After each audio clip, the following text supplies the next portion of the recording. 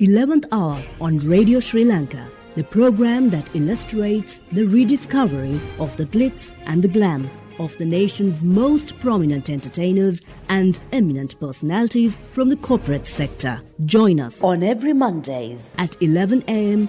exclusively on Radio Sri Lanka, 97.4 and 97.6 FM island-wide.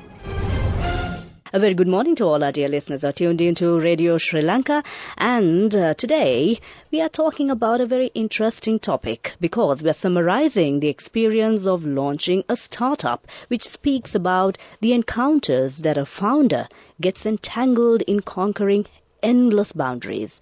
Spanning from the corporate world to a startup, the foundation is rapidly changing. Entrepreneurship is a continuous journey. There's so much chaos at first when an enterprise is launched, since typically unexpected occurrences are intended to occur in the corporate world, causing an impact. To speak to us more in detail, we have invited Mr. Dhanushka Fernando, founder, CEO of Finesse Capital Ventures. Very good morning to you. Good morning, Sabrina. Pleasure to have you over here at Radio Sri Lanka. Yes, thanks a lot for inviting me as well for your program. It's a pleasure to be here. Let's kick off with our very first question, Mr. Fernando. The plague, which was experienced a few years ago, with grey areas still being experienced, may have laid a platform with ways to great swathes of any chosen industry. This also fueled an extraordinary surge in startups and new small businesses, as those laid off from affected firms were forced to explore new opportunities. How do you see Sri Lankan entrepreneurs connecting to this thought sense?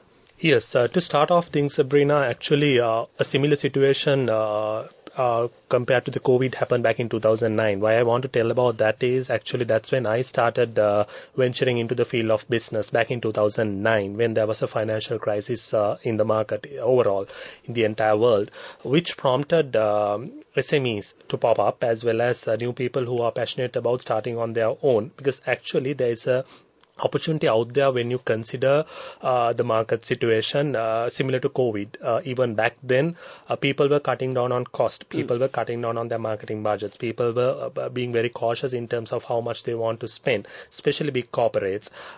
Then there is definitely an opportunity for smaller companies or SMEs or even entrepreneurs to actually service them at a lesser cost. Why I say when you enter into any industry, there are a lot of entry barriers. In order to break them, you need to find some way or the other to sort of enter into your chosen field. With that, you fast forward to the times, COVID, couple of years, the entire world was more or less on shutdown mode. But at the same time, a lot of technologically driven startups actually made a huge move. You see even internationally companies like Zoom, healthcare sector, they use technology to kind of connect with their consumers, with their customers, and then explore the different avenues. So even for entrepreneurs, I see every challenge as an opportunity for an entrepreneur. That's the sort of a mindset that should be encouraged in Sri Lanka, especially people who are looking at starting on their own. So are there enough platforms for lines? Well, unfortunately, no. Unfortunately, no. If you compare Sri Lanka with a lot of other countries, the sort of support, the guidance and the encouragement that you would get from the government, unfortunately, we don't see here in Sri Lanka. That's one reason a lot of people are scared to venture out. Even from the banking system, financial support, guidance, mentoring, all that actually plays a huge role in terms of molding an entrepreneur. So that's one big problem in Sri Lanka because see, certain other countries would have encouraged online entrepreneurship, to use technology to service the customers during a crisis. This was very much evident. If you compare global stats, overall the registration of LLCs, private companies, were lesser in 2020 and 2021 compared to the previous years, but it was relatively much lesser in the Asian region, South Asian region. It was actually the lowest in the entire world according to stats. So that shows how lethargic or how backward we are as a country to explore new avenues and explore new things. We probably give up on things very easily, unfortunately. But I mean, coming back to entrepreneurship, there were companies in the food sector, food delivery, food ordering that ventured out, and even big organizations had certain areas of their business being rethought. And then they ventured into online platforms. Even supermarkets, we saw they were looking into online ordering, and there were smaller companies who were looking at online delivering. So they deliver your goods to your doorstep. So things like that actually popped up during the COVID times. Those are absolutely new ventures. Some people who were into completely different fields pivoted very fast, and they used their technological background to sort of explore these opportunities. So like that, during COVID time, there were a lot of new enterprises that popped up. There are people who gained as well. There are people who managed to expand on their business, but at the same time, a lot of small businesses were unfortunately hit, who were working on a traditional business model were very heavily hit. That's why I say for an entrepreneur, you need to rethink your model probably every single day, because the world moves so fast, and what you offer today might not be relevant tomorrow. So entrepreneurs, they have a duty on their hand to think, learn, as well as execute very fast. And as a country, there's obviously an obligation for the government as well as other support systems to encourage entrepreneurship and get that mentality, and then encourage people to sort of venture into through entrepreneurship, through creating new ventures, through enterprises only we can actually face this economical mess that we are in as a country. So I firmly believe that, and that the government as well as other private organizations as well as entrepreneurs should encourage the newcomers to the industry. Certainly. And regardless of how anyone can structure or define a definition of entrepreneurship, certainly it isn't easy. I'm sure you can share your expertise regarding the optimistic approach toward this mission of being successful. Yeah, for me, it's about adding value. I strongly believe in that. If you are an entrepreneur, you should believe in adding value overall to your community, to your country, to the stakeholders that is benefited through your organization, including your customers and your team. When you have that as a mission, everything falls into place that much easily compared to running behind the bottom line or money only. At the end of the day, it's an outcome, but not the end result. That's what I believe. So if you are passionate, especially encouraging youngsters and people who are starting enterprises who want to stay here in Sri Lanka and add to our economy, they need to look at the bigger picture. Because every sector, every industry, every cross-section of our society is going through a debacle. There are issues, there are concerns, there are problems. So entrepreneurship is a way of solving these issues to a certain extent. Either if you are offering even one job, at the end of the day, you are helping another person, you're assisting, true, or another family. So you should take courage in that. No matter how big or small you are, at the end of the day, you're adding value. You're giving back. Your earning capacity, your thinking capacity, you're utilizing towards benefiting a part of the society that wouldn't have benefited otherwise. Same way, when it comes to the sort of product or service that you're giving, you should look at what sort of quality measures that you establish, how efficiently you're working on these processes to deliver your product or service. That by cutting down, maybe you're like saving a certain amount of energy, maybe you're like cutting down on your transportation by utilizing technology, or you maybe so whatever the mechanisms that you're adapting should at the end of the day add value. As a nation, if not, I don't think we will move forward. So for me, entrepreneurship is about overall adding value, Sabrina. Excellent thought, Senses, and I'm sure we can exchange more ideas with this interesting conversation with regard to alluring entrepreneurship. Moving on to my next question, Mr. Fernando. It's been given to understand that entrepreneurs play a key role in any economy, using their skills and initiatives that are necessary to anticipate needs in expediting productive new ideas to market. In your perspective, what sort of industries should be focused on considering a Sri Lankan market of coals to boost the sales turnovers? Well, considering the present situation, I would say entrepreneurs as well as industries should look at overseas markets in terms of exporting either their services or products. And then for Sri Lanka to be a knowledge hub in terms of how much expertise we could export in terms of knowledge, and especially sectors like BPO, IT, software, for us to be a knowledge hub. Actually, there are other markets that have passed us heavily. Even India, there are a lot of people in India who are actually servicing other countries when it comes to the industries that I told you. So for entrepreneurs here in Sri Lanka, if they are focusing only on the local market, it's very tough. It's very, very tough. The market size, in one reason, it's very small, and at the same time, inflation going up, finding the right type of talent, and then retaining the talent by only servicing the local industries, extremely tough. That's where people who are looking at entering into the field of entrepreneurship should look at the overseas market. And the good part there is things keep on changing very fast. So there's always an opportunity. Platforms like Fiverr, those are freelancing platforms, offers a lot of opportunities for people to do freelancing gigs and then earning dollars. It's a matter of understanding what sort of skills you have, what sort of expertise you can offer, and then identifying a particular industry, then focusing on that and growing. So in that way, I would encourage the youngsters to look at these new avenues rather than thinking of the traditional approaches that their father or one of their relatives would have done as a business.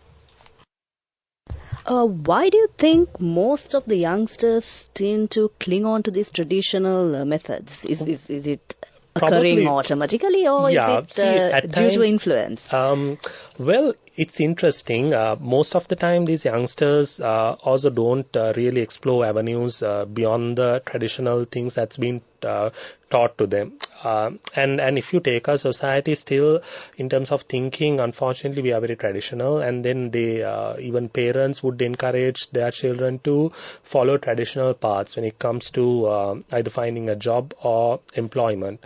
Unfortunately, that leads to a lot of our graduates who are I personally know graduates who are coming out of the university as a data scientist and then going to a bank and working as a banking assistant. Unfortunately, people who are coming as agriculture specialists and then they are trying to find jobs in private organizations in terms of something that's completely relevant to what they have studied. So that leads to them thinking, if we are going to stay here in Sri Lanka, unfortunately, there aren't enough opportunities in the field that we have studied. So we might as well get ourselves into a traditional path. But then you get a little bit of percentage who would break away from that and would explore avenues that are completely new. Even I've seen areas like crypto, Binance, trading that are trending, and more youngsters, trying to explore. But that encouragement and guidance also should be given by the adults, and there should be certain regulatory frameworks that happens within the country as well that would regulate certain types of businesses. If not, these Ponzi schemes, pyramid schemes do happen a lot here in Sri Lanka. And then youngsters, again, personally, I know people who at times give money to these Ponzi schemes and then they don't know what happened to their money. People rob their money. That's again because there aren't proper regulatory mechanisms. Law enforcement is not happening the way that it should happen here in Sri Lanka. Again, the government has a big role in terms of molding. Just because you enter into something completely new doesn't mean that you're going to succeed as well. That's where the government, the regulatory framework should also play their part and their role. And at the same time, parents also should rethink in terms of how they encourage, how they motivate, what sort of skills they are teaching their kids. Our education system also has a lot of gaps. People are learning things that they will not really utilize when it comes to their adult life. So soft skills are very, very important. And then and even for parents, there's enough technology and internet penetration is quite high in our country. And usage of mobile phones is also quite high. So use it for the right purpose. There are a lot of channels that you can watch, learn, teach that to your kids. Not necessarily they have to go abroad and learn everything. Even by watching certain channels, they can impart a lot of knowledge to their kids. If a kid is equipped with the right type of knowledge, irrespective of whether stay here in Sri Lanka or whether they go abroad, important for parents to give them the correct value system so they will add back to the country, something Exactly. that I speak a lot on. Doesn't mean you can't forget your country when you go abroad, because we are not a highly developed nation. We are a developing nation. We have a lot of kids who are going through malnutrition. We are a poor country. I mean, So we have to accept the fact. We have to accept the fact. We are poorer than we were a couple of years back. So we are getting poorer, right? The only way is for us to not everyone to bounce escape. back. True. Yeah. Not everyone to escape and then Just leave run the country away. and True. then run away. So even if you go, you can still give something back. It's just an unfortunate create that a people pathway to give back. give back. So unfortunate that people don't think like that. So parents do have a huge role to play. You send your kids, that's fine, that's a personal choice. But if you send them, tell them, okay, you have to at least give something back Exactly. to your country. Exactly. There might have been certain strategies that worked well early in the business that isn't so useful at present. How should a business founder make that swift change considering a sustainable transformation? So when you're starting a business, don't just go for it because you have a gut feeling that it's going to succeed. A lot of big corporations, a lot of big companies that are built, they are built on some sort of a sound foundation. Companies like that exist, multi-billion-dollar companies like Google or Facebook or even Tesla, people take that as an example, but those markets are very different. Those markets encourage entrepreneurship. Those markets open up new opportunities. So if you try to build something like that here in Sri Lanka, it's very difficult. Youngsters do get influenced quite heavily. Of course. Right. So there is this whole startup culture even in Sri Lanka. It's sort of a fad to a certain extent. People run behind it. Everyone wants to be like a startup owner. But real business goes beyond that. Real business is about you knowing the right type of strategies, putting down your goals, your objectives, putting a timeline, putting an action plan, and working towards it day in, day out. There's not a day for an entrepreneur that you can obviously take rest. If you take on that path, nothing will come easily. If you Everything think will be at a everything rest. will be tough, everything will be, working against you, especially macro factors in a country like Sri Lanka, our political environment, social environment, economical environment, legal system, everything will work against you. That's where if you have the passion, first you try to get the help of someone who has gone through the mill, who will be able to give you right type of advice, right type of guidance to sort of make your journey easy. And be ready to commit at least 5 years of your life, for that cause. And it's a journey. You learn, you fail. And if someone says that I haven't failed and I have been like completely successful in what I do, it's again a myth. It doesn't happen, right? There are a lot of failures, a lot of obstacles that you would encounter. Some give up, some don't. That's why at least only about 1 or 2 of 10 people would succeed being an entrepreneur and being successful and in their enterprise after 5 years. Within 3 to 5 years, people fail. So study about entrepreneurship, study about business, study about management, study the theories. What are the barriers that you're going to face? Get to know the insights. Yeah, and then keep on learning. Even something that I would share, I still would allocate at least minimum 1 hour to kind of learn something new. Either when you're traveling or when you're, in the gym or you're working out or whatever you do, even when you're eating, you could like allocate a little bit of time to learn something new. That would go a long way in the journey of entrepreneurship. Everything changes very, very fast. So you have to be humble enough to accept that and get into this journey of learning, It's isn't a journey, it? right? So what I knew 10 years back is not relevant now. Not at and all, if true. I'm not knowing or if I'm not aware of what's happening at the moment in the world, obviously I'm going to be obsolete as an entrepreneur. Exactly. So it's a journey that you go through and you learn, and then you grow with the team that you work with, and it's important to build that right team around you as well. In our company, we don't really address them as employees; we call them like our team, our family. That's a sort of a culture that we are, even though it's difficult, we are trying to inculcate within our organization. We are all working toward a common purpose. It's purpose driven as opposed to money driven. So these are tough things to do. It's not easy, especially in countries like ours. It's extremely tough. You have to educate people, you have to motivate them, you have to support them financially. Still, you have to make money. You have to make profit in order to sustain their livelihood. So it's tough. But the more you learn about it, the more you practice it, definitely you get better at it, Sabrina. Wonderful explanations, and it's very interesting to keep talking more on these lines, but unfortunately with the time factor. So setting up a startup is also much more rewarding in all aspects. Not only will it reap the benefits, but the experience being gained along with the know-how. In the end, it's a much more electrifying and inspiring business experience. A crucial point that requires mastering would be the skill of timing everything. Thank you so much for being a part of 11th Hour. Dhanushka Fernando, the founder and the CEO of Phoenix Capital Ventures. Thank you so much for connecting with 11th Hour. Thank you, Sabrina. It's been a pleasure talking to you.